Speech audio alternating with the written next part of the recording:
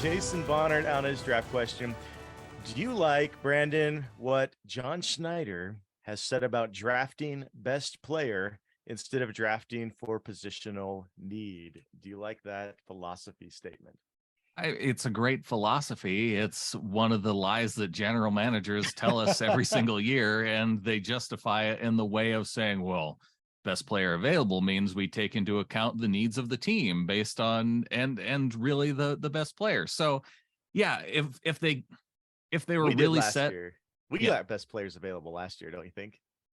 I think because they had so many needs last year. That's a good point. Yeah. Pick a position where we didn't have a need. Right. Yeah. So it made it a whole lot easier to be flexible in that way of taking best player available. And maybe there's fewer of those needs this year, but I still see a lot of needs on defense. They don't need to go corner early. They probably don't need to go safety early, especially if they re-sign Neal. But there's still a lot of spots on the offensive line, defensive line, linebacker. Tackle. We take a tackle at 5. And we'll say, I guess John meant what he was saying. Right. Yeah. And we'll all throw up and barf. Yeah.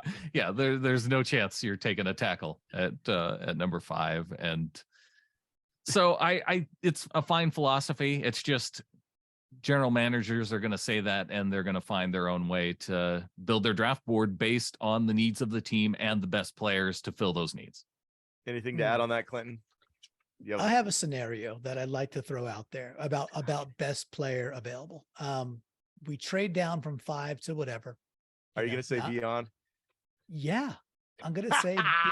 Is it Bijan or Bijan? I would say it's Bijan. Yeah, Bijan, so. Right? Yeah, I would, because not only do I like the shiny penny, I also like the idea that this dude, if you're looking, he's McCaffrey. He does everything. That's what I'm saying, man.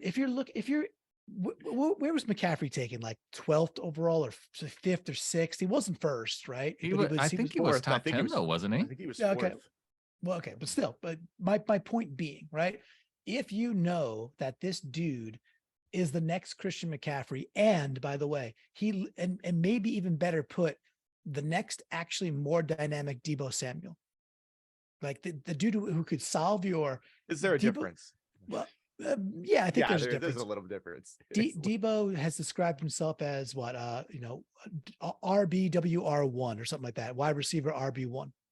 And I agree with that, right? He can be those things. Well, we need a third receiver, and then you don't got to bring back Penny, save that $2 million.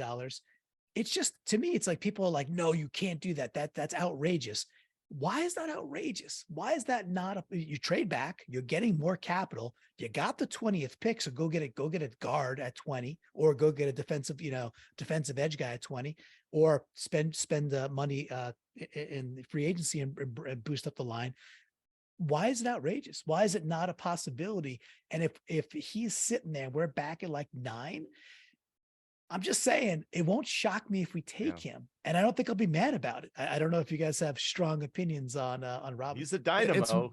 It's one of the reasons why you have to grade the draft as a whole and not just pick by pick, because if he's the one offensive weapon that you go out and get, and then everybody else is trenches or needs on the defense, and you get to the end of the draft and you go, man, we filled all these needs at players.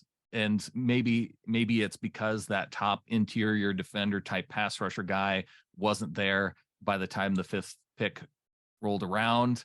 And then you're getting the top offensive weapon in the top 10. I have a hard time. That was one of the things that came up in my discussion with Jim Nagy too, when he said you don't draft, there's positions that you just don't draft that high. I'm like, are you sure?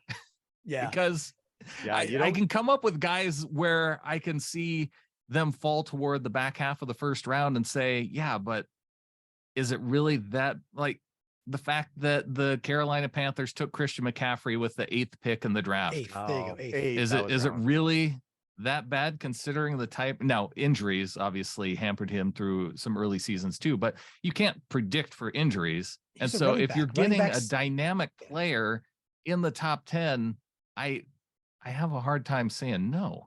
Yeah. you could put him on. He could play that wide receiver 3 almost in a way. Yeah. He could be on the field with Ken. It'd be it changes the tough team. to pass up. It changes the team overnight again. It's if he's just there at interesting. 10 and we're 9 and we went back, then that'd be tough to pass up. We need to deal with the interior offensive line, but that might be able to. Sounds like the 3rd round and even into the 4th is possible. So we can get some more picks if we move back. Yeah, check this out. What if we move back to 9 and not only so we move back to 9, but then we get a 2nd and a 3rd and a 4th. So we got extra picks to deal with the interior line, which you wouldn't draft that high anyway. It's the it's the defense that I'd be concerned about. That's tough to get those awesome defenders later in the draft. It is. And you have to go solid for it and take other risk.